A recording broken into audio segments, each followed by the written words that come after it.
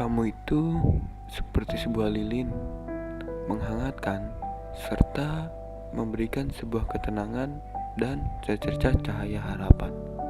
Tapi terkadang sikapmu seperti hujan, dingin, sehingga meragukan untuk terus bermain denganmu lalu sakit, atau membiarkan karunia indah Tuhan pergi dengan hanya meninggalkan becekan kenangan.